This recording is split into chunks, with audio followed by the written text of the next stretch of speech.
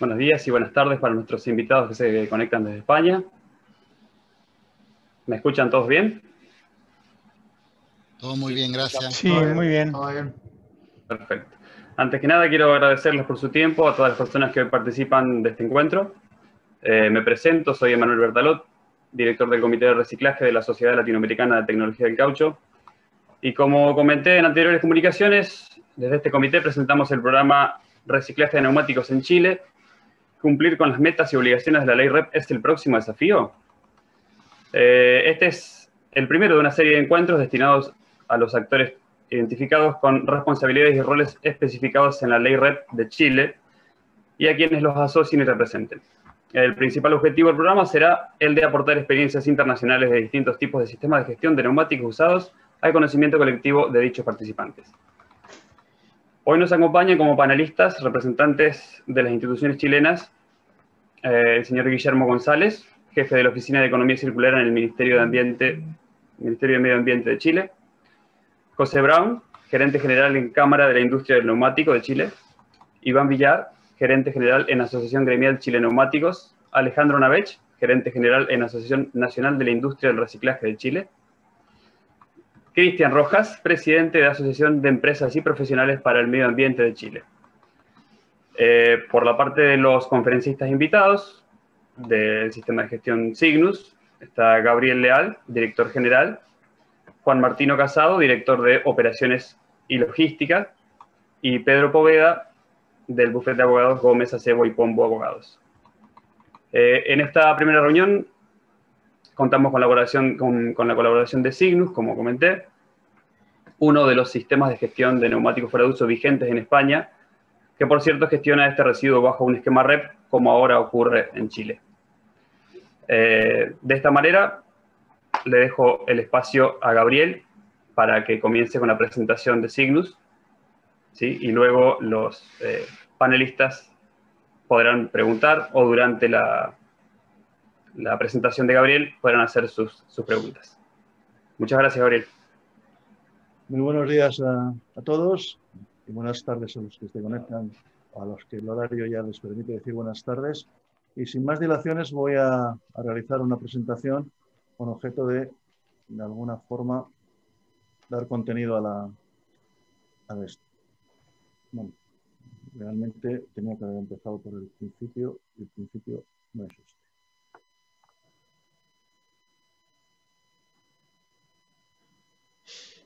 Voy a hablar fundamentalmente de dos cosas. Uno, cómo están los sistemas de gestión de neumáticos fuera de uso en Europa. Y dos, cómo fueron los inicios de Signus. Entonces, todos sabemos que el ciclo de vida de un neumático es más de 1000 años. No hay agente natural, ya sea químico, físico o biológico, que pueda degradar un neumático y, por lo tanto, es un tema desde el punto de vista de residuos que hay que gestionar, porque si no, tendremos los depósitos incontrolados que han aparecido y siguen apareciendo en muchas partes del mundo. Entonces, para resolver este tema, en su momento, la Comunidad Europea puso en funcionamiento lo que se llama la gestión de los neumáticos fuera de uso.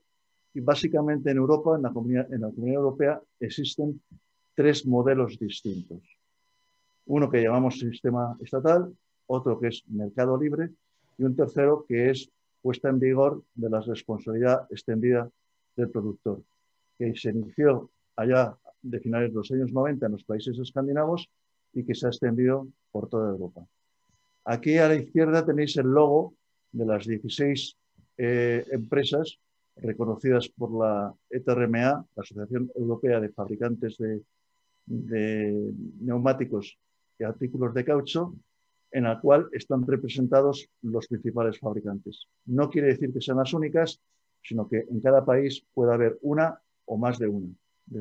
Entonces, pero estas son las que de alguna forma están representadas en la ETRMA para hacer lobby delante de las autoridades económicas. ¿Cuáles son estos sistemas que hay en Europa vigentes? Bueno, en primer lugar, el sistema estatal es una organización estatal que está financiada mediante una ecotasa que grava una cantidad al productor por cada neumático que pone en el mercado nacional.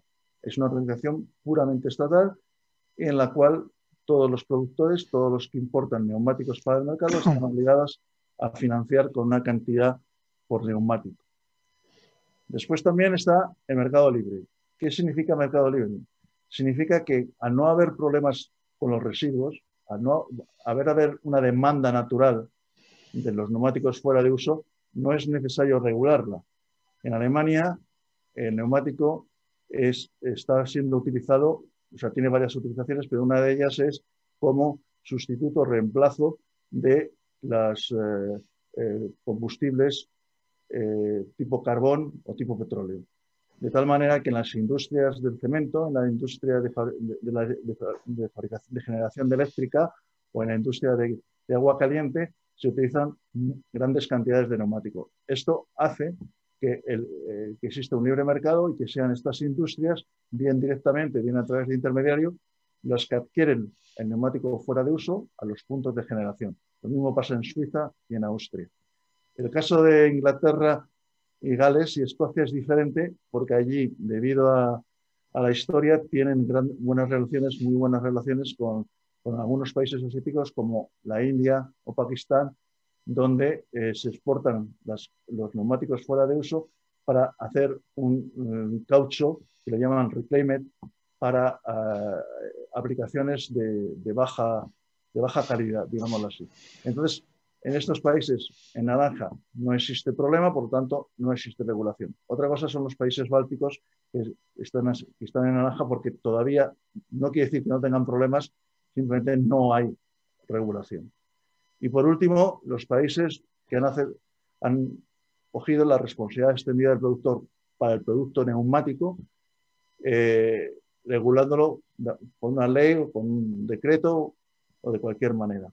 Entonces, la responsabilidad extendida del productor, como todos sabéis, es que el productor está obligado a gestionar la recogida y la valorización del residuo que origina su producto. Y pudiendo incluir el coste de esta gestión en el precio de venta, bien internalizado o bien en líneas separadas. Es el sistema mayoritario en toda España, digo en toda Europa, y se ha ido extendiendo a lo largo de los últimos años.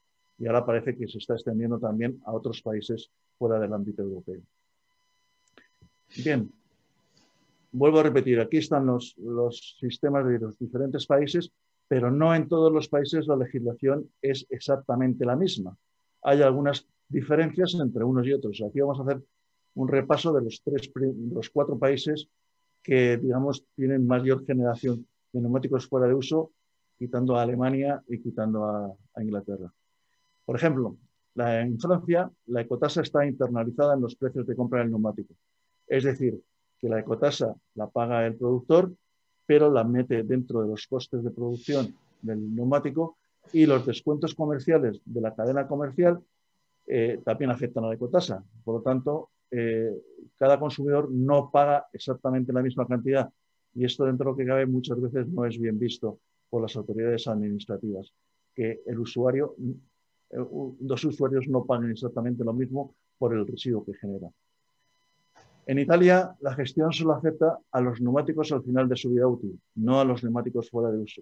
Los neumáticos fuera de uso son los que se desmontan de los coches, pero hay parte de ellos que se pueden recauchutar, parte de ellos que se pueden vender como segundo uso. En Italia no. En Italia solamente afecta a los neumáticos que han finalizado su vida útil, porque los neumáticos reutilizables los puede comercializar directamente el punto de generación, el taller de neumáticos o la oficina. Y también la diferencia es que Italia exige un tanto por ciento de recogida por cada región geográfica. Es decir, en una región geográfica determinada, Roma, se exige que cada sistema de gestión recoja, por ejemplo, el 10% de lo que recoge. De lo que recoge en toda Italia, el 10% tiene que ser en Roma, el 11% en Reggio Emilia y el 7% en Sicilia. Es decir, exige un porcentaje de recogida en cada región geográfica. En España, igual que en Italia y en Portugal, la ecotasa se refleja en línea aparta, es decir, no está afectada a la negociación comercial. Y existe, además, la obligación añadida de recoger por segunda vez la cantidad de neumáticos de segundo uso que se pone en el mercado español después de la primera recogida. Es decir, si se recogen 100.000 toneladas y después de esas 100.000, 15.000 se vuelven a poner en el mercado español, entonces a la puesta en el mercado de producto por primera vez se añade esas 15.000 de neumáticos puestos por segunda vez, que hay que recogerlos una segunda vez. Y después, por último, por ejemplo, en Portugal, igual que en Bélgica, por ejemplo, la legislación incluye no solo a los neumáticos del mercado de reemplazo, como en los 3 anteriores países, sino también a los neumáticos procedentes de los vehículos nuevos. Y la otra diferencia en Portugal, que es un país muy atomizado, es que los talleres, los PGNUs, los puntos de generación de neumáticos fuera de uso, están obligados a llevar esos neumáticos a unos centros de recogida y clasificación. Con lo cual, no es exactamente una recogida totalmente gratuita, porque el primer tramo, el de la recogida capilar, está, digamos, obligado a ser efectuado por la oficina o el taller de neumáticos. Estas son diferencias, pero si vas a la legislación en cada uno de los países, te encuentras pequeñas diferencias de este tipo entre todos y cada uno de ellos. Y la única parte común es la de hacer responsable al productor, es decir, a la primera empresa que pone en el mercado un neumático, de la gestión del residuo que genera y poder transmitir el coste de esa gestión al consumidor, puesto que al final se considera que es el consumidor el que paga, y bajo el principio del que contamina paga, el consumidor paga esa gestión. Bien, entonces aquí en España el Real Decreto salió en el año 2005, el 30 de diciembre del 2005, y era efectivo a partir del 1 de enero del 2007. Se dio un año de antelación, un año de preparación para que los productores se pudieran organizar. ¿Cómo se pueden organizar? Bueno, aspectos importantes de la legislación española. La legislación española permite 2 tipos de gestión. Una que se llama gestión individual, en la cual un productor puede recoger la misma cantidad de neumáticos que pone en el mercado, gestionarlos y valorizarlos por su cuenta y, por lo tanto, pagar esa cantidad. El productor, por supuesto, debe cumplir las obligaciones que están establecidas en el Real Decreto. Y la otra forma es participar en un sistema colectivo de gestión. ¿Qué es un sistema colectivo de gestión? Son entidades gestoras que tienen una personalidad jurídica propia, y esto es muy importante, que tienen una personalidad jurídica diferente a cualquier otra, diferente a una asociación de cualquier tipo, y sin ánimo de lucro. Es decir, no pueden tener un beneficio ni pueden repartir ningún tipo de beneficio. Y están constituidas para garantizar la correcta gestión del residuo, comercializada por sus productores. Después, esa entidad gestora solo puede formar parte por los productores. Los gestores de residuos, que teóricamente pueden beneficiarse de esa gestión, no deben de participar en la gestión, debido a que sería, una manera de acercar la sardina a su ascua, como se dice por aquí. Y también ese sistema colectivo de gestión está financiado única y exclusivamente mediante la aportación de los productores de neumáticos de una cantidad acordada por el sistema de cada neumático de reposición, que aquí en España llamamos ecovalor, y que es transmitida a lo largo de toda la cadena del consumidor. Y como hemos dicho antes, en línea aparte en cada factura. En la legislación española, hasta agosto de 2020 no se incluyó los neumáticos de diámetro mayor de 1.400, no es una gran cantidad, no somos un país minero, y no están incluidos los neumáticos de bicicleta, puesto que estos se declaran como un residuo doméstico. Bien. ¿Cómo nació Signus? Bueno, inicialmente, cuando se estaba trabajando el Real Decreto, el Consorcio Nacional de Industriales del Caucho, que es una asociación que aglutina todas las empresas que se dedican a gestionar productos del caucho, tenía en el seno una comisión de fabricantes de neumáticos, donde estaban los los importadores de neumáticos y los fabricantes de neumáticos que tienen sede en España. Bueno, pues cuando era inminente la salida del Real Decreto, esta Comisión de Fabricantes de Neumáticos decidió crear Signus. Y lo creó Signus con la aportación de los 5 más importantes fabricantes de neumáticos en igualdad de condiciones. Quiere decir que Signus es una compañía que pertenece al 20% a cada una de las 5 compañías. Esto es uno de los grandes éxitos de Signus, pero no solamente de Signus. En otros países europeos existe el mismo comportamiento. Aliapur no tiene 5, tiene 6 socios. En Italia, Ecopeneus exactamente lo mismo, tiene 6 socios porque también está Marangoni.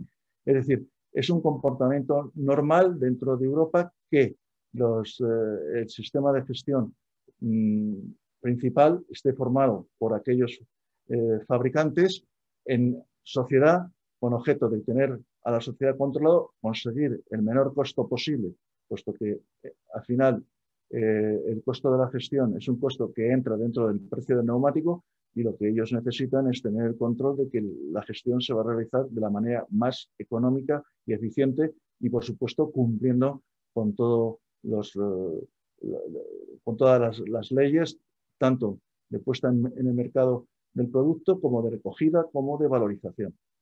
En resumidas, Signus es una empresa de servicios de gestión operativa totalmente independiente que está centrada en la logística inversa. Es decir, nuestra labor es gestionar, recoger toneladas de neumáticos, no unidades, sino toneladas de neumáticos en diferentes puntos, que son los que generan esos neumáticos fuera de uso, y transformarlas. No tenemos relación con la parte comercial del mercado, sino que somos, digamos, los que simplemente recogemos y gestionamos ese neumático fuera de uso. Y está participada al 20% por cada accionista y que tiene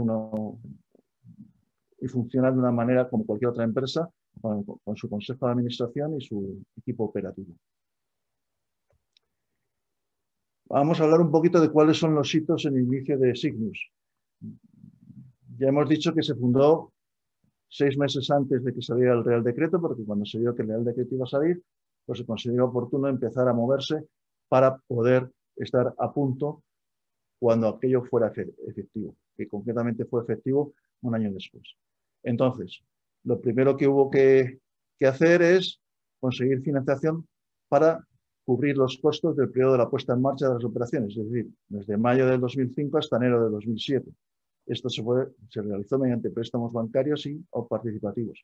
Es importante puesto que hasta enero del 2007 no se consiguió la financiación obligatoria de acuerdo con el Real Decreto. Y mientras tanto, había que poner en marcha la empresa.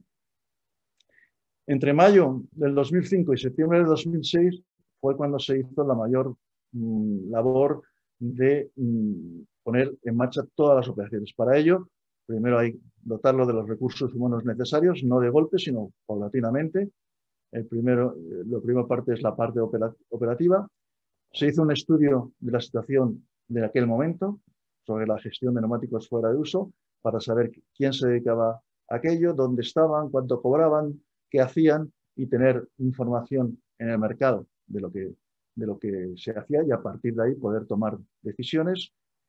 Se definió el modelo operacional y el modelo operacional que se definió en aquel momento estuvo inspirado en el modelo de Aliapur de Francia, que fue el sistema que ayudó a Signus a ponerse en marcha. Y lo que hicimos fue tomar el mismo modelo de Aliapur que posteriormente también lo ha tomado, por ejemplo, Ecopeneus.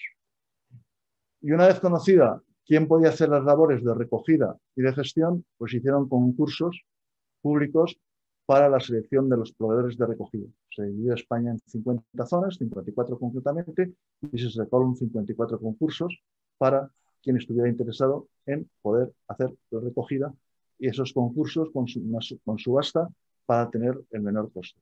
Lo mismo se hizo para la gestión del neumático al final de su vida útil, quién podía transformarlo, quién podía triturarlo, quién podía valorizarlo y quién podía granularlo. Y lo mismo se hizo también para el tema de la valorización energética con las cementeras. ¿Qué cementeras estaban interesadas cuáles de esas cementeras, qué querían esas cementeras para gestionar esos neumáticos, para valorizarlos energéticamente y demás. Todo esto se hizo por concurso para escoger en cada caso y en cada zona los costos mejores para Signus. Gabriel. Sí. Disculpa, aprovechando que dijiste que te podían interrumpir, una cosa muy cortita. ¿Cuando partieron, Signus era el único o partieron los dos sistemas de gestión que existen actualmente? En un momento determinado partimos los dos sistemas diferentes. Ellos lo hicieron más lentamente. Ellos creo que entraron en marcha en el mes de abril del 2007. Pero ellos, a partir de 3 o 4 meses antes del Real Decreto, ya tuvieron claro que tenían que hacerse, porque ellos, entre otras cosas, tienen otros tipos de intereses, ya que son gestores también de neumático usado y gestores y tenían también instalaciones de gestión de los neumáticos al final de su vida útil. Entonces, al ver que la decisión de quién iban a ser los gestores tenía que ser por concurso, tomaron por propia iniciativa, independizarse y hacer su propio sistema de gestión. Gracias. Bien. Gabriel, sí. Disculpa, solamente para poder aclarar, cuando tú mencionaste que un dicho muy español que decía que la sardina, no la entendí muy bien, ¿ya? Acercar la sardina a tu ascua, o sea, para que guisarla de acuerdo a tus gustos. No. Ya. Es que eso, ¿por qué en un sistema de gestión que tiene un fin, o sea, algo sin, un espíritu sin fin de lucro, no hacer partícipe a los empresarios y las profesionales que tenían mayor experiencia o tienen mayor experiencia en la actividad de reciclaje? Porque me imagino que cuando estaba Signus, antes existían muchas empresas o empresarios o profesionales que se dedicaban al reciclaje neumático, que tenían la experiencia. Entonces, ¿por qué en la conformación de este Signus los productores prioritarios no incorporaron desde la fase inicial a los gestores prioritarios? Quizás me he expresado mal. En los servicios de Signus sí se incorporaron, pero como proveedores de servicio, muchas empresas que estaban actuando ya en el mercado. Es decir, esto no salió de la nada. Había gente que hacía tratamientos, había gente que hacía trituración, había gente que hacía recogida y selección de neumáticos. Y esos se incorporaron como proveedores de servicio.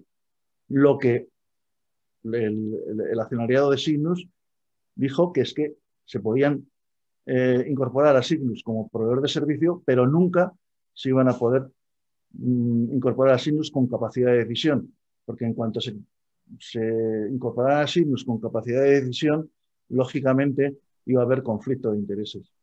Entonces, de alguna manera, nosotros, Signus, cuando empezó con muchas empresas que ya estaban trabajando en el mercado, otras se crearon simplemente para hacer ese tipo de servicio, pero no es que desecháramos, ¿no? Es que había una serie de empresas que querían, además de hacer las labores de gestión, también tener, digamos, facilidad para decir quién podía hacer cada una de las labores de gestión. Y ahí quedó muy claro que Signus lo quería hacer todo de una manera transparente y por concurso para conseguir reducir al máximo los costos. ¿De acuerdo? Muchas gracias. Bueno, en la preparación para iniciar las operaciones, lo más importante es el diseño del sistema informático de gestión. Es decir, todas las operaciones de Signus están gobernadas por un sistema informático de gestión donde cada uno de los operadores tienen acceso a él para dar la información que ellos están generando. Los productores tienen su propia entrada para dar las cantidades que ponen en el mercado de manera mensual, por ejemplo, o trimestral, dependiendo del tipo de productor. Los puntos de generación tienen acceso para realizar la solicitud de recogida, que es desviada directamente al recogedor de zona. El recogedor de zona puede generar los albaranes y toda la documentación de transporte gracias al sistema, y una vez hecha la recogida, tiene que incluir la pesada del producto que ha recogido directamente en el sistema, y el sistema gestiona absolutamente todos y cada uno de los procesos que después veremos. De tal manera que todo y cada una de la información necesaria para la gestión de Cygnus está dentro del sistema y es como un pozo en el cual se mete toda la información y la única información que sale de allí es toneladas de neumáticos gestionados en tal sitio, en tal parte, pero nunca unidades ni nunca procedencia. Todo esto está dentro del sistema. Entonces, es el corazón de la empresa, es lo que de alguna manera tiene toda la información operativa de la empresa y es lo que finalmente puede terminar dando la información incluso a las autoridades competentes de lo que se ha realizado. Es un sistema que además está auditado por Ernst & Young y por lo tanto tiene toda la credibilidad del mundo. Incluso gestiona la facturación de cada uno de los gestores, de tal manera que el 1 de cada mes a las 00:01 minuto ya están saliendo las facturas para cada uno de los gestores de los trabajos que han realizado durante el mes.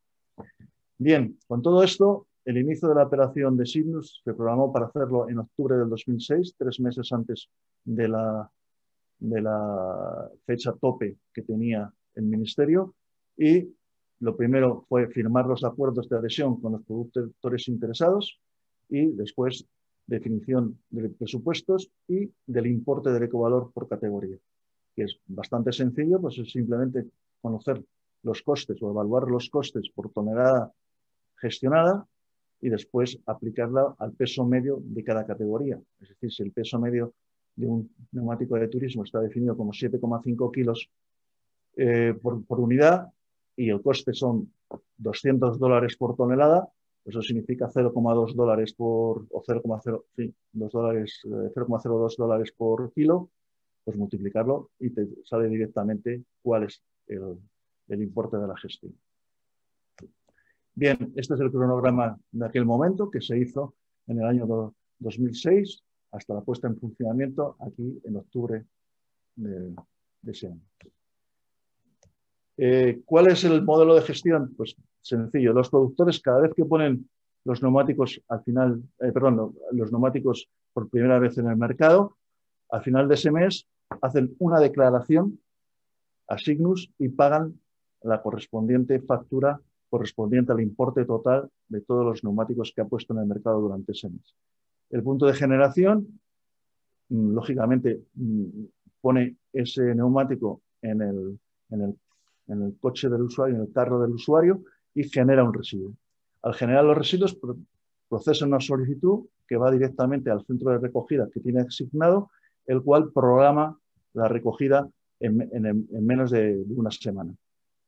Pasa a recogerlo y su labor es recoger esos neumáticos que ya están fuera de uso y clasificarlos en neumáticos que pueden ser reprocesados como recauchutado o neumático de segunda mano, o elegir ya cuáles son los neumáticos que han llegado al final de su vida útil y que no tienen aprovechamiento. Estos neumáticos al final de su vida útil son transportados a las instalaciones de trituración y granulación para su preparación y transformación, de tal manera que al final del proceso tenemos los 3 destinos a los cuales puede llegar un neumático fuera de uso. Reutilización, en el caso de recauchutado y neumático de segunda mano.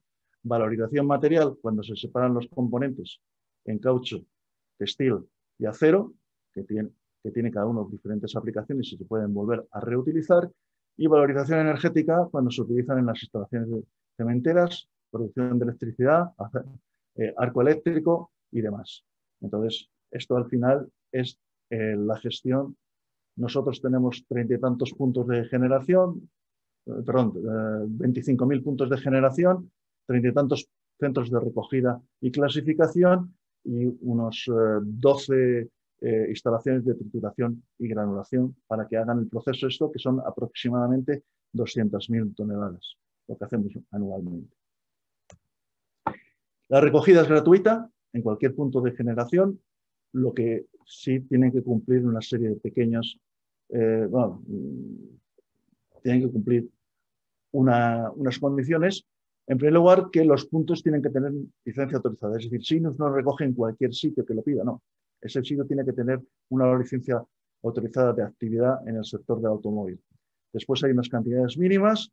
Los neumáticos necesariamente tienen que estar sin cortes, sin barros, sin pinturas, sin carenas, puesto que de alguna forma, si se hace sin cortes, se evita la posibilidad de la reutilización y, por lo tanto, no admitimos que se realice una preselección inicial, porque además no lo permite la ley, y que los sitios donde haya que recoger tengan una accesibilidad para los vehículos de recogida. Estas son las condiciones para realizar la recogida gratuita en cualquier punto de España.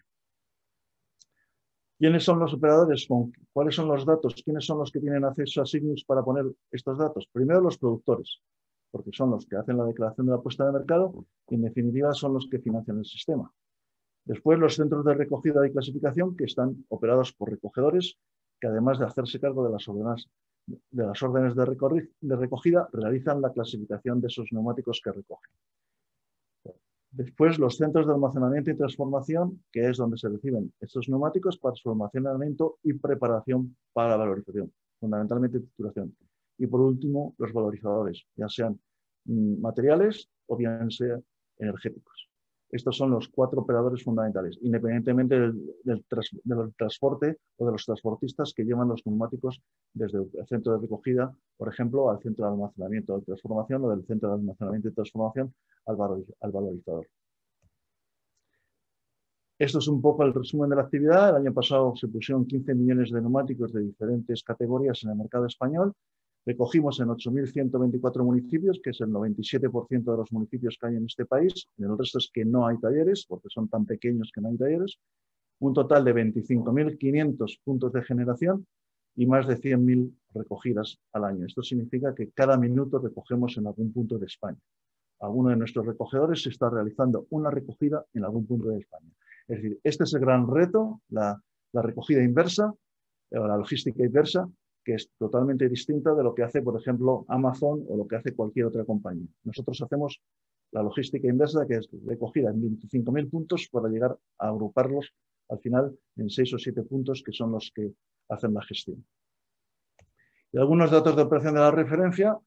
Hemos dicho que nuestro volumen anual medio de los últimos años ha sido 180.000 toneladas, que equivalen a unos 25 millones de neumáticos de turismo. Tenemos 310 productores adheridos, 9 que son subsidiarias de fabricantes y 301 diferentes importadores. Tenemos 32 empresas que cubren 54 zonas respecto a la recogida y clasificación de los NFUs. Entre 25.000 y 26.000 puntos de generación de neumáticos son los que atendemos cada año. El 96% de ellos son talleres y oficinas de neumáticos. Después hay otros que pueden ser instalaciones de oficiales y diferentes flotas y diferentes sitios donde también se generan neumáticos fuera de uso. El número de peticiones, como hemos dicho antes, está entre 100.000 y 120.000 peticiones al año, una por minuto. Y el destino de los neumáticos fuera de uso de recogidas es la reutilización entre un 12 y un 14%, la valorización energética entre un 35 y un 40%, que de los cuales entre el 95 y el 97 va para cementera y el resto va para producción eléctrica, una valorización material entre el 45 y el 53%, en lo cual entre el 50 y el 60% va al relleno de campos de hierba artificial, para suelos de seguridad y juegos de playground el 30-35%, para mezclas asfálticas entre el 3 y el 5%, y para otros usos ya más minoritarios como aislamiento, suelas de zapatos y demás entre el 5 y el 7%. Disculpa, Gabriel. ¿Sí? Solamente una aclaración conceptual. ¿A qué se refiere producción eléctrica? ¿Qué técnica de reciclaje es? No, simplemente como combustible. Sustitución del coque o del carbón. Simplemente como en la cementera y en la producción eléctrica, ambas es sustitución del coque como carbón. ¿Eso? Efectivamente. En este caso, estamos hablando en España de las dos instalaciones eléctricas que producen electricidad a partir de residuos. Están localizadas una en Palma de Mallorca, que es una isla, y que por lo tanto es mucho más barato hacer electricidad a partir del residuo en vez de trasladarlo a la península, que sería donde tenemos las instalaciones de gestión, y en el otro Melilla, que es una ciudad en el norte de África que pertenece a España y que tiene más o menos el mismo problema. Y la técnica de valorización es, ¿cómo es el proceso? ¿La técnica de valorización material o energética? ¿Energética? Energética, coger el neumático, llevarlo al tamaño que necesita la cementera. En estos momentos pueden ser desde 15 milímetros desde 150 milímetros hasta 20 milímetros, o menos incluso. En estos momentos las cementeras están exigiendo cada vez un tamaño menor del neumático para que sea lo más parecido al coque que utilizan, a un precio mucho más bajo, lógicamente. Perfecto. Gracias, Gabriel.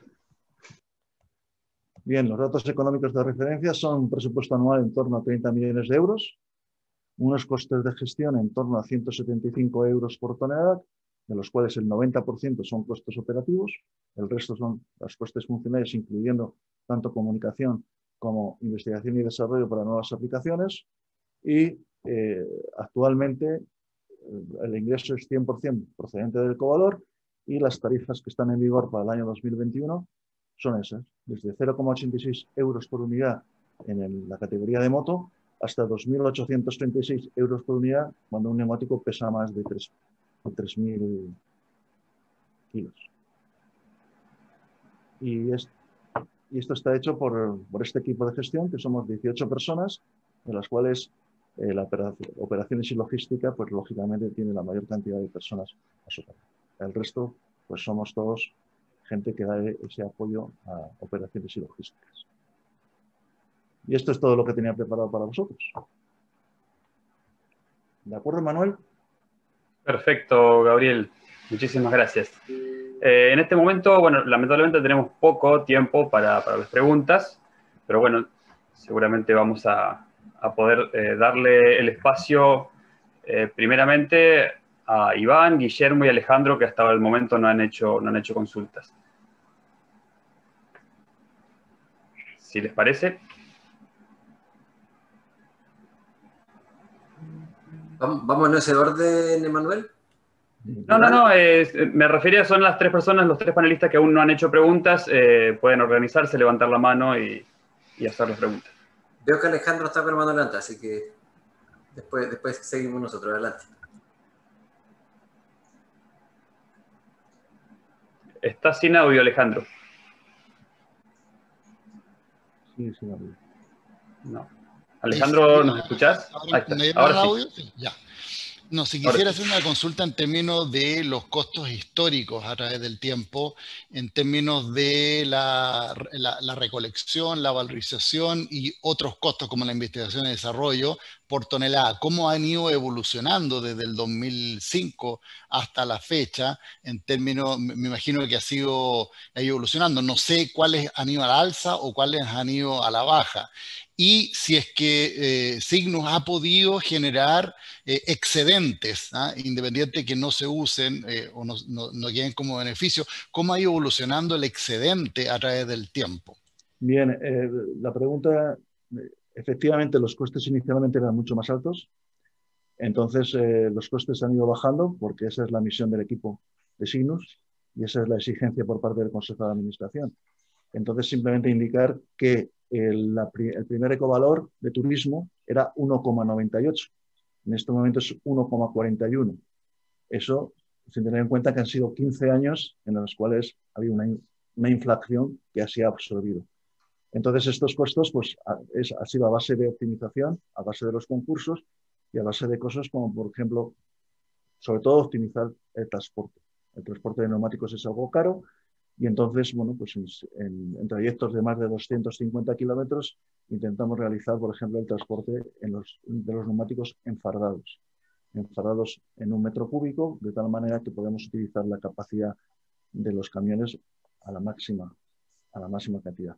O después, bueno, pues también inicialmente las cementeras pedían dinero para gestionar neumáticos, para utilizar neumáticos, y ahora en estos momentos afortunadamente pagan porque les suministremos los neumáticos. Y eso ha sido una tarea que Juan Martino os podría decir porque ha sido muy ardua y muy dura de realizar, pero al final en estos momentos pagan algo, por lo menos contribuyen a los costos de la gestión del neumático. Y con respecto a la segunda parte de la pregunta, era... Sí, era con respecto, no podemos hablar de utilidades porque todo se reinvierte, ¿cierto? Porque son fines de lucro, pero sí van existiendo excedentes. ¿Los excedentes han ido aumentando o se mantienen en cero? Esos excedentes dependen mucho de cada año, pero en el caso hipotético de que haya excedente, tiene que utilizarse para reducir el ecovalor, la ecotasa, el año siguiente. De tal manera que hay que hacer siempre el presupuesto equilibrado, igual expuesto más igual ingresos. Oye, Gabriel, y complementando la pregunta, ¿ustedes se comparan con otros sistemas de gestión en la Comunidad Europea, obviamente que tengan responsabilidad atendida al productor? ¿Cómo están los costos por tonelada de Cygnus con respecto a otros sistemas de gestión? Son bastante similares. Lo que pasa es que cada sistema de gestión tiene particularidades que inciden fuertemente en los costos. O sea, por ejemplo, Francia está llevando mucho, Francia no tiene apenas industria cementera y está llevando mucho neumático fuera de Francia y eso le incrementa mucho los costos. Italia cuida mucho al valorizador y por lo tanto, hay muchas circunstancias que en Portugal tienen un volumen mucho mayor porque los primeros equipos, los automóviles, también cada importador de automóvil tiene que aportar el ecovalor de los 4 o 5 neumáticos que ese vehículo aporta al mercado. Es decir, no son exactamente equiparables, pero no hay mucha diferencia, no hay grandes diferencias, porque eso sí se mide en el ecovalor. O sea, en Portugal están en 1,18, en Francia están en 1,22, y en Italia están en 1,90. Es decir, estamos muy similares en todos, desde el punto de vista del ecovalor, con lo cual los costos deben estar bastante homogéneos. Muchas gracias. Perfecto. Tienen el espacio Guillermo, Iván, indistintamente. Quien desee primero. Adelante, Iván, después voy yo. Gracias, Guillermo. Buenas y muchas gracias por la presentación, Gabriel. Te quería hacer 2 consultas. Ojalá que podamos hacerlo lo más breve posible, pero para nosotros es muy importante conocer en la experiencia inicial, cuando se estaba creando toda la obligación de gestión, debo creer que quizás no estaba toda la industria del reciclaje ya instalada y preparada, sino que también hubo una gradualidad en conformación de eso. Eso debería haber generado ciertos problemas para la gestión adecuada, no con respecto a la recolección, pero sí a la valorización, y eso de alguna manera impactó en la capacidad de gestión, en la forma de fiscalizar o sancionar la autoridad respecto a una posible falta en el cumplimiento de las metas. Y me gustaría poder conocer cómo fue el efecto de crear la industria, de ver si se contaba con la cooperación del gobierno, dado que el Ministerio de Medio Ambiente te puede obligar a la gestión del residuo, pero quizás eventualmente el gobierno se transforma en un comprador verde. Yo creo que el más importante para poder gestionar adecuadamente esto. Y por último, algo que hoy día nuestra legislación no lo ha contemplado, pero me gustaría saber de tu parte si lo consideras importante o vital, el principio de la línea aparte. Yo sé que por la gradualidad de nuestras metas es muy difícil incorporar este principio de escribir en la factura separadamente el valor del precio del producto versus el servicio, pero me gustaría que, como tenemos la oportunidad de estudiar o reestudiar nuestras legislaciones cada cierto tiempo, de saber si este principio de responsabilidad extendida al productor es importante o no que se refleje en una línea aparte. Esta parte de la pregunta la voy a derivar a Pedro. Con respecto a las 2 primeras partes, tengo que decir que efectivamente al principio faltaba capacidad de valorización en España, sobre todo de valorización material, sobre todo en 2 sitios cruciales. Uno de ellos era precisamente Madrid. La instalación más cercana a Madrid estaba a más de 300 kilómetros. Entonces lo que hizo Cygnus es convocar un concurso para creación de una fábrica de granulación, una instalación de granulación con un contrato a 10 años. Entonces ese concurso participaron varias empresas Al final llegaron 2 y hubo una empresa que ganó ese concurso para hacer con un contrato a 10 años de que le suministrábamos el producto a un determinado precio. A un determinado, sí, un determinado, no precio, pero subvencionado. Entonces eso pasó en Madrid y también pasó en las Islas Canarias. Entonces en ambos casos se crearon industrias partiendo de cero en base a un concurso a 10 años. Con respecto a la implicación del gobierno, ahí hemos pinchado en hueso. El gobierno no se implica absolutamente en nada. Es más, después de 15 años seguimos luchando por la contratación verde y porque impulsen el consumo de productos que tengan en su composición residuos reciclados. Entonces, el gobierno simplemente exige el cumplimiento y punto. No hay más, desgraciadamente, por lo menos aquí en España. Y con respecto al tema de la línea, prefiero que sea Pedro el que contesta esa, puesto que es una cuestión que está en muchos residuos y en muchos países. Muy bien, gracias, Gabriel. Bueno, pues efectivamente, como ha comentado Iván y como ha comentado antes también Gabriel, en materia de neumáticos, en la red, cuando se regula la red de neumáticos en España, al igual que ocurre en aceites y ocurre en envases, por ejemplo, que fue la normativa pionera, se exige identificar en la factura de venta y en una línea separada la aportación a los que son los sistemas de red. La regulación no es uniforme porque en unos casos se dice que solamente en la primera fase de la comercialización, desde el productor a su primer cliente profesional. En otros casos, como es por ejemplo en aceites y en neumáticos, se exige hasta el usuario final porque suele ser un consumo profesional. Pero como digo, es bastante habitual. Para mí, que llevo mucho tiempo en esto, como saben, es uno de los 3 pilares esenciales sobre los que necesariamente es una opinión personal, debe descansar una normativa de red si realmente se pretende que tenga unos visos de éxito y de eficacia. ¿Por qué? Pues porque en primer lugar, ya lo ha avanzado Gabriel antes, el orden es igual, no es que los 3 motivos que voy a decir, no es que uno sea mejor que otro, pero el primero ya lo ha avanzado Gabriel. Si se pone esa identificación en líneas separadas, se evita que la cantidad que aportan los productores al sistema entre y sea objeto de las negociaciones comerciales en el precio que puede haber entre los productores y sus clientes. Es decir, si va internalizado dentro del precio, si de repente un distribuidor si un productor le tiene que hacer un rappel, tiene que hacer un descuento a uno de sus clientes, ese descuento irá también en esta cantidad, mientras que sin embargo el productor le habrá tenido que ingresar al sistema la cantidad completa. Entonces no se cumpliría ese principio de quien contamina paga, que sería el que se garantiza con la línea separada y sería el segundo elemento que estamos diciendo que sería que garantiza la continuidad, la repercusión en cadena de estas cantidades hasta el usuario final y en la misma cantidad que se ha ingresado en el sistema. Obviamente, la normativa no puede decir que sea obligatorio repercutir, esto iría en contra de las reglas del mercado, pero sí, al identificado en la factura una línea separada, sí que, pues permite ese compromiso de que las negociaciones comerciales no le afecten a esa cantidad y que se hagan sobre el resto, que sí que es propiamente dicho el precio del producto.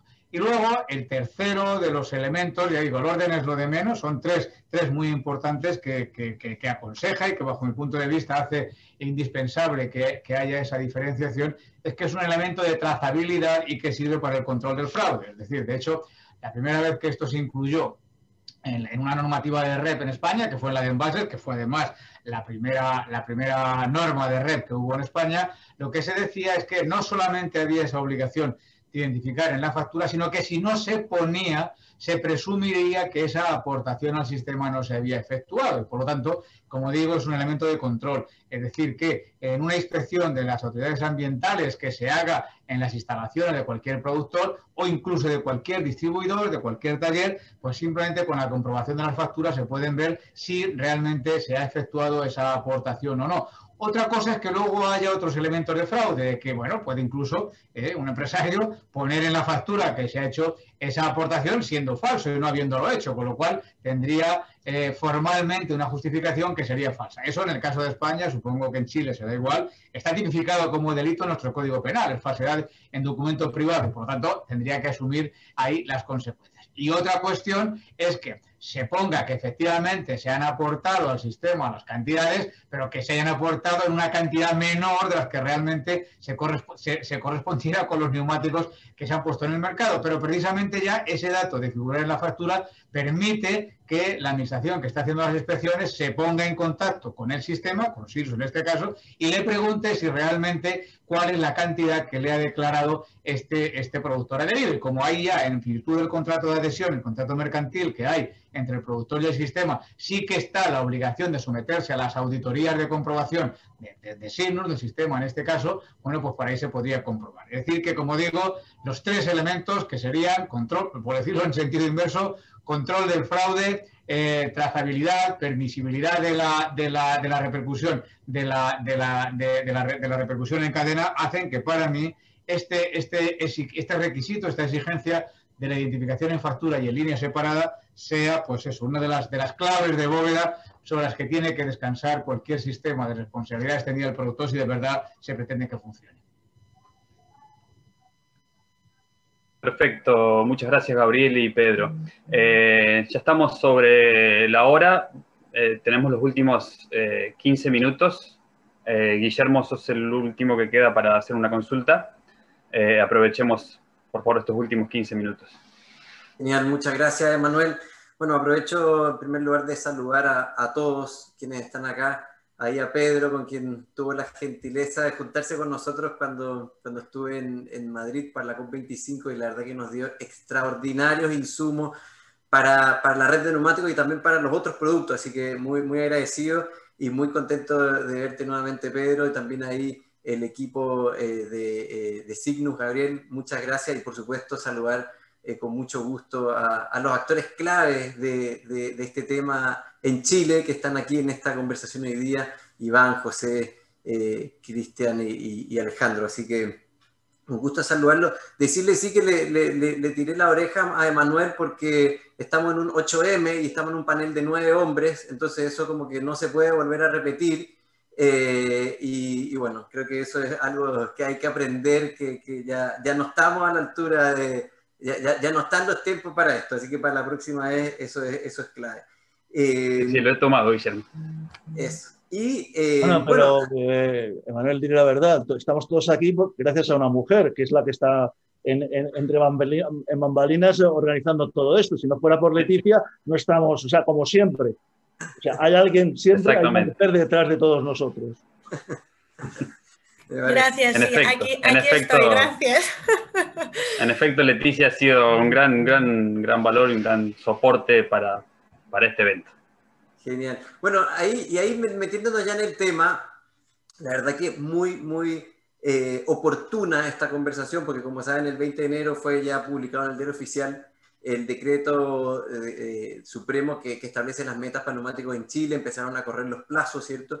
Y por lo tanto ya la industria se empieza a disponer a organizarse, hay plazo de 24 meses para iniciar, y en ese sentido qué mejor que aprender de la experiencia de afuera, ¿cierto? Y justamente en esa misma lógica, bueno, además de felicitar a la Sociedad Latinoamericana de Tecnología Neumática por organizar esta conversación en este momento, como digo, tan oportuno, la pregunta para Gabriel, para Pedro, ¿cierto? Es ¿cuáles han sido los principales desafíos y problemas que han tenido montando esto?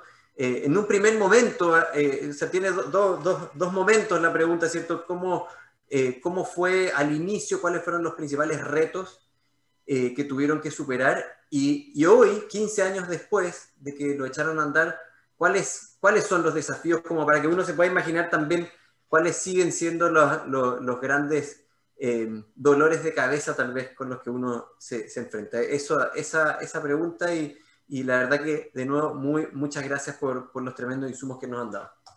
Vamos a ver, con respecto a los desafíos en el pasado, voy a ceder la palabra a Juan, que lo sufrió y lo vivió y lo resolvió, y por lo tanto es la voz de la experiencia. Con respecto a los actuales, pues es lo típico, es decir, somos latinos, en todas partes pasa lo mismo.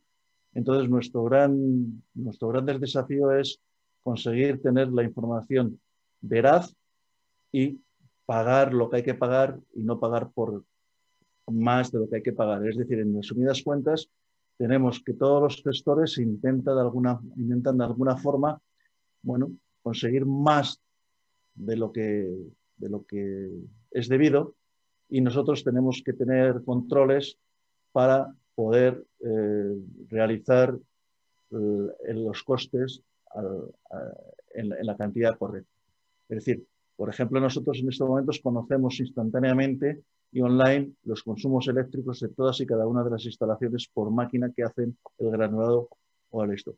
Por ejemplo, las pesadas que hacen de la recogida, queremos que entren a formar parte directamente y online, directamente desde la báscula donde se realiza a nuestro sistema informático.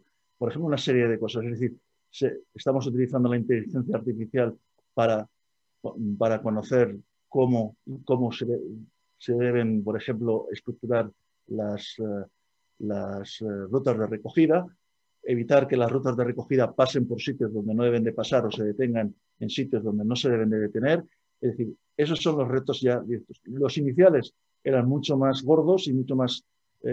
Juan, por favor, pon el micrófono y explícales cuáles son, cuando te encontraste aquí, con mucha experiencia logística que tenías, cuáles fueron las cosas más gordas que tuviste que resolver. Bueno, pues la verdad es que la época inicial yo la recuerdo como que era un reto continuo, eran retos continuos. El primero, pues era conseguir recoger, que ahora nos parece absurdo porque, como decía Gabriel, ahora tenemos que estar peleando para no recoger por encima de nuestra obligación, pero cuando arrancamos teníamos la duda de si seríamos capaces de recoger todos los neumáticos que ponían los productores en el mercado, porque la red de gestores había que montarla y tenían que tener una cobertura nacional, cosa que al principio pues costó. Una cosa importante, perdona Juan, aquí la exigencia fue desde el minuto 1 recoger el 100% de lo que se ponía en el mercado. El 100%, desde el minuto 1. Perdona Juan. Sí. Entonces el primer reto fue recoger. Ese reto se resolvió relativamente fácil. Yo siempre recuerdo a mi colega francés cuando antes de arrancar hacíamos muchos viajes y cambiábamos experiencias, y él siempre me decía: no te preocupes que los neumáticos los vas a tener, los neumáticos aparecen. Y así fue, los neumáticos acaban apareciendo. El segundo reto pues fue precisamente ese, que los neumáticos aparecían y que no había capacidad para quitárselos de en medio. Y os aseguro que era una situación terrible porque... como siempre hemos tenido muy buena información a través del sistema informático, tú ibas viendo día a día cómo el stock subía y no había forma de bajarlo, y cualquier proyección que hacías veías que no dabas abasto. Ahí la apuesta que tomamos, porque sí que vimos pronto que las cementeras tenían capacidad de absorber todo lo que les pusiéramos en sus manos. Lo único que notaban nuestra debilidad y querían pedirnos unas tarifas absurdas por suministrarles combustible. Entonces hicimos una apuesta arriesgada que fue exportar neumáticos a Marruecos. Hubo un año que llegamos a exportar 40.000 toneladas de neumáticos a cementeras marroquíes, y eso pues hizo reaccionar a las cementeras españolas, y a partir de ahí empezó a cambiar la ecuación, y en vez de tener nosotros que pagar por suministrarles neumáticos, empezaron ellos a pagarnos a nosotros. Y bueno, y así solventamos el segundo gran reto, abriendo una cantidad de cementeras importantes para la valorización de los neumáticos. Esos son los dos retos más importantes. Luego, evidentemente, pues conseguir que el sistema informático cubriera todas nuestras actividades, ir perfilando el modelo, pero los retos gordos fueron esos dos: hacerte con los neumáticos y luego deshacerte de ellos.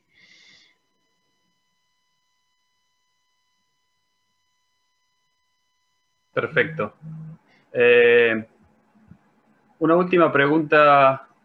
Sí, Cristian Iván, que tenía también una pregunta, ¿sí? Y ya estamos sobre la hora.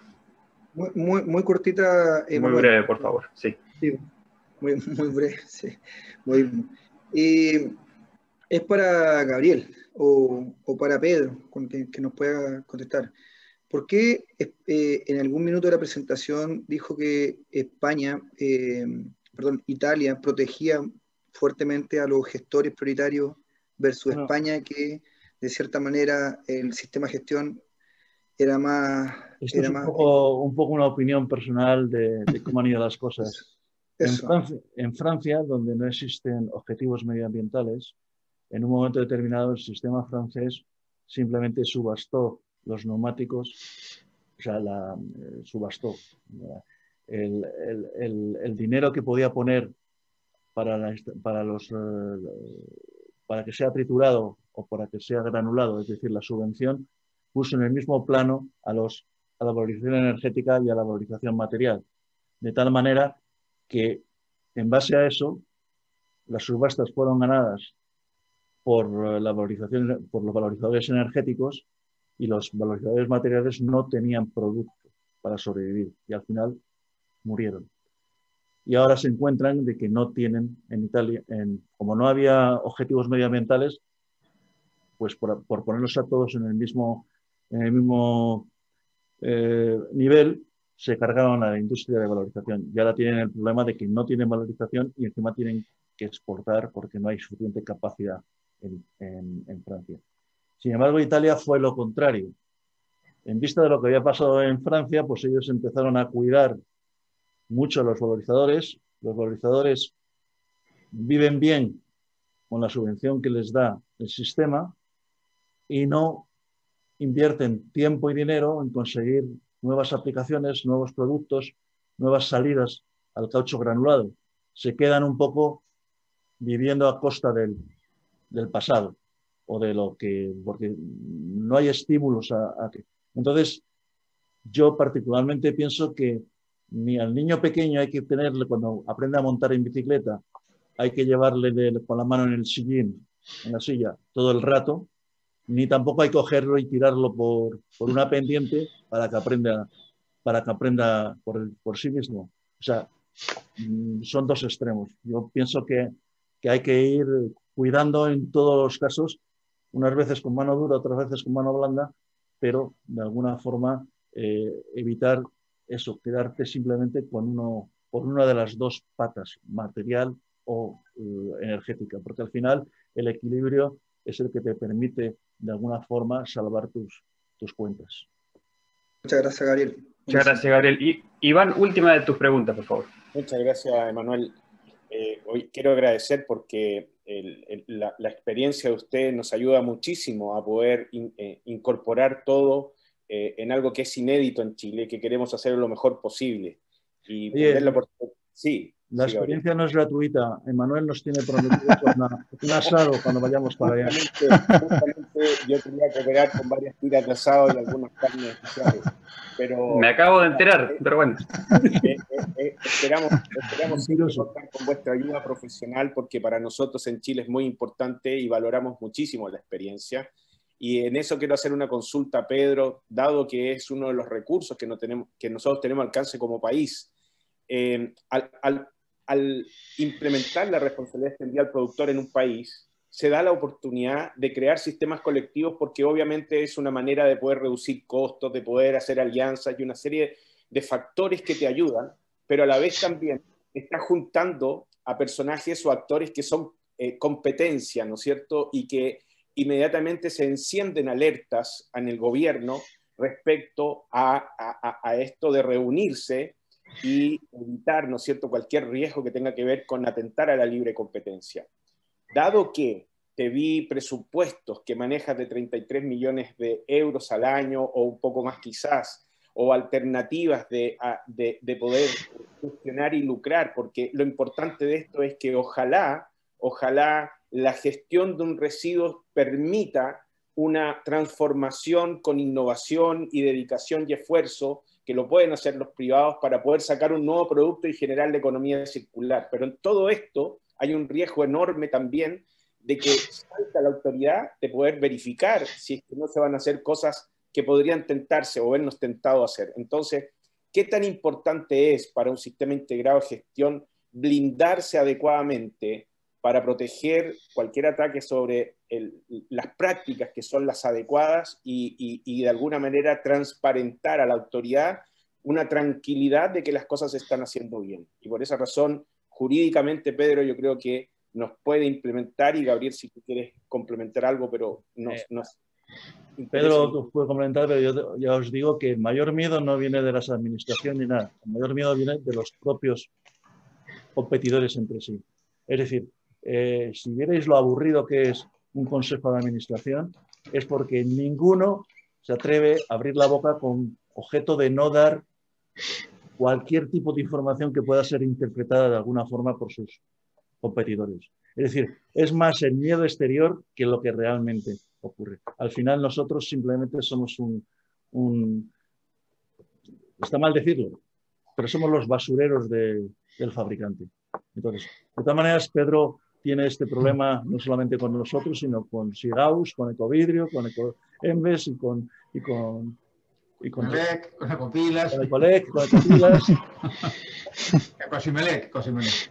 Bueno, nada, pues gracias, Gabriel, gracias, Iván. Sí, efectivamente, yo creo que está todo dicho, ¿no? O sea, es decir, precisamente una de las directivas de economía circular que se aprobaron en la Unión Europea en el 2018, la nueva directiva marco de residuos, por primera vez ya ha hecho una regulación un poco amplia de lo que es lo que aquí se llama la responsabilidad ampliada del productor, en Latinoamérica responsabilidad extendida del productor, y ha establecido unos requisitos mínimos, ¿no? Bastante detallados. Ahora ya sí que hay un marco comunitario que como mínimo hay que respetar en todos los Estados miembros. Y entonces, y todos descansan sobre el absoluto, más allá de las particularidades, del absoluto respeto de las normas de competencia del mercado interior, ¿no? Que como sabéis, pues es el sacrosanto principio que guía la economía dentro de la Unión Europea, ¿no? Y precisamente para eso de lo que se trata es de establecer pautas, de establecer reglas donde nunca se haga esa vulneración de la competencia. ¿Por qué? Pues porque la propia Comunidad Europea ya hace tiempo, en el documento, en un paper que hizo precisamente sobre los mercados relevantes que hay en estos sistemas, en los sistemas, lo que aquí se conocen como sistemas integrados de gestión, los sistemas colectivos de red, distingue que hay 3 mercados relevantes y en cada uno de ellos se tienen que respetar estas reglas de competencia y además las reglas cruzadas entre los 3. Porque por un lado está el mercado de los propios productores, es decir, el mercado de los que bien fabricando o importando productos son los responsables de la puesta en el mercado, en este caso de los neumáticos, en un territorio determinado. Bueno, pues tienen que operar dentro del sistema de manera que nunca el funcionamiento del sistema les ofrezca a ellos unas ventajas competitivas frente a otras o a un sector de producción frente a otro. Aquí Gabriel lo ha explicado muy bien, ¿no? Cuando ha dicho un poco el ejemplo de Signos. Hay otros más, pero ya que estamos aquí, es decir, cuando los 5 principales fabricantes mundiales de neumáticos se unen en España para crear Signus Ecovalor, sociedad limitada, una sociedad, a pesar de que cada uno de ellos tenía una cuota de mercado que era muy diferente, el porcentaje de participación en la compañía es idéntico a todos ellos, es el 20%, cada uno de ellos tiene un representante en el Consejo de Administración, con lo cual la toma de decisiones es idéntica y no hay una prevalencia de unos frente a otros. Y os puedo asegurar, como dice Gabriel, que jamás se suelen tomar decisiones, ni suele haber discusiones en los consejos de administración que puedan dar lugar a esa desviación de toma de decisiones en beneficio de algún sector de producción determinado. Y os puedo asegurar que si alguna vez a lo mejor por un despiste algún consejero pues no se da cuenta, rápidamente estamos ahí para evitarlo. Y de hecho, Signus tiene un código de ético y de competencia aprobado, que es lo primero que se lee al inicio de estas reuniones. Pero es que luego hay un segundo mercado, que es el de los gestores de residuos, ¿no? Donde realmente la actuación del sistema tiene que ser neutra para no beneficiar a unos sectores o a unos gestores de residuos frente a otros, incluso teniendo en cuenta la diferenciación que hay entre lo que es la gestión mediante recogida de la gestión mediante valorización. Bueno, pues ahí también hay unas reglas que son de obligado cumplimiento. Y por último estaría el propio mercado relevante de los propios sistemas de gestión, es decir, cuando Signus actúa, aquí yo puedo hablar por Signus, que es lo que conozco, como asesor y como secretario del Consejo de Administración, que está en todas las reuniones, os puedo asegurar que hay un absoluto respeto para evitar problemas de concurrencia con el otro sistema colectivo que también opera en el ámbito de los neumáticos. Es decir, que aquí pues las decisiones que se toman en interés de lo que es la propia gestión de neumáticos y sin vulnerar esa libre competencia que tiene que haber con otros sistemas. Entonces, bueno, pues esto está funcionando bien y puedo asegurar que hay un control bastante estricto de las autoridades españolas, tanto las ambientales, en el control que hacen de los informes anuales que remiten los sistemas, que equivale al programa de gestión que tenéis en Chile, como por parte de las autoridades específicas de competencia que están muy vigilantes de que realmente este funcionamiento de los sistemas, precisamente por esa concurrencia de competidores que señalaba Iván, bueno, pues que no causen que no perturben lo que es el libre desarrollo del mercado. O sea, que bueno, hasta ahora, pues, excepto en el origen, donde, bueno, algún sistema integrado de gestión, algún sistema colectivo, pero hace muchísimo tiempo tuvo que ser corregidos. Últimamente, la verdad es que no ha habido resoluciones, son públicas, o sea, que cualquiera que entre en la web de la Comisión Nacional de la Competencia en España puede ver las decisiones que han tomado y verán cómo realmente, pues, el funcionamiento de los sistemas es bastante respetuoso con las reglas de competencia. Muchas gracias, Pedro. Bueno, estamos pasados en el tiempo, pero para intentar equiparar la cantidad de preguntas que han hecho los panelistas, voy a dar la última pregunta para Alejandro y la última pregunta para José, y ya terminamos porque estamos pasados el tiempo y les pido disculpas por esto. Sí, bueno, muchas gracias. La pregunta era la siguiente. Al ver las estadísticas de la valorización, vi que había un porcentaje alrededor de 3% solamente en el uso del caucho en asfalto caucho. ¿Por qué es tan poco? ¿Cuáles son las dificultades que están teniendo?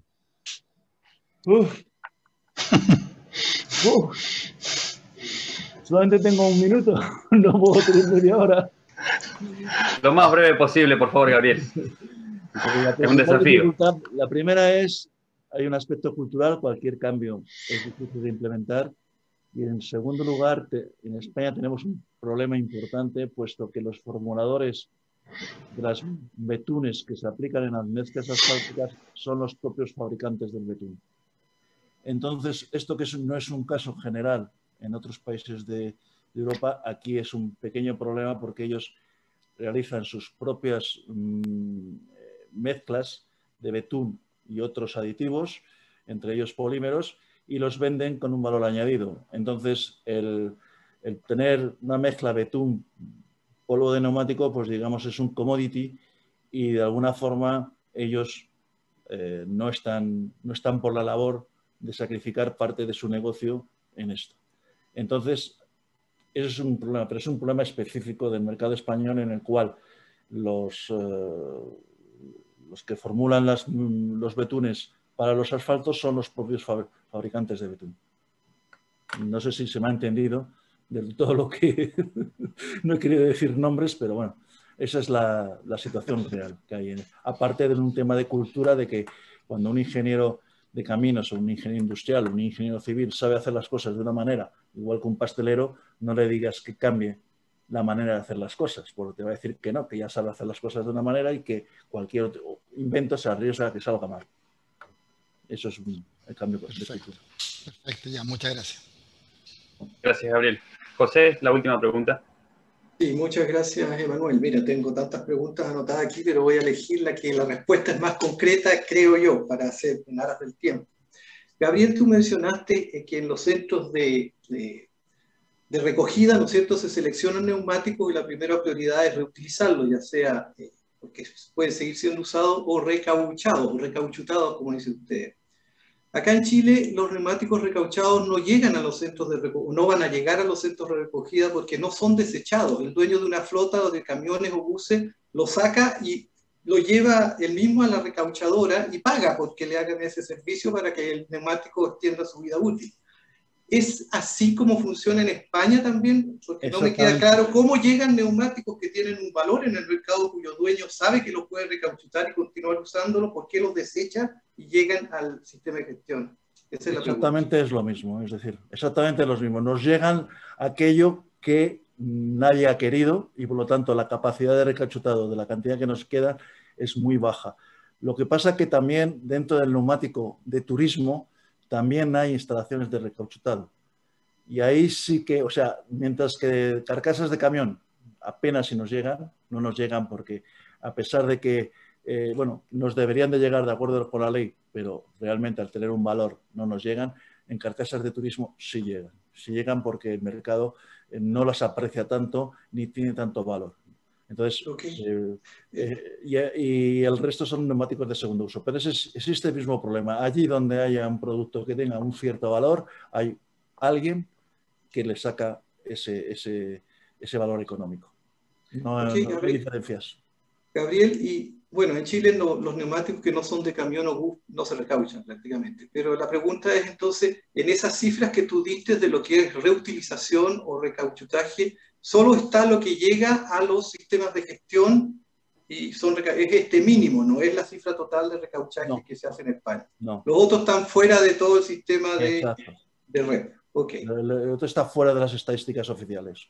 A no ser que la Asociación de Recauchutadoras dé esas cifras y el Ministerio las añada.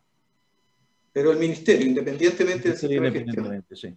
No pasa, en definitiva mi pregunta es, ¿no pasan por el sistema de gestión esos neumáticos? La gran mayoría de los neumáticos de caucho. Nosotros solamente tenemos control de nuestros recogedores. El resto del mercado está fuera, igual que los... ¿cómo se llaman? Los que tratan los vehículos al final de su vida útil. Lo que se llama aquí los desguaces. Tampoco pasan por nosotros. Solo aprovechando un último minuto. ¿Ustedes no tienen los neumáticos de equipo original que llegan a España incluidos en este sistema de gestión neumática? Pero sí tienen la ley española, los vehículos completos son considerados también en la ley REP. En la legislación española el vehículo es considerado producto, por lo tanto es responsabilidad de la empresa que pone ese vehículo con todos sus componentes por primera vez.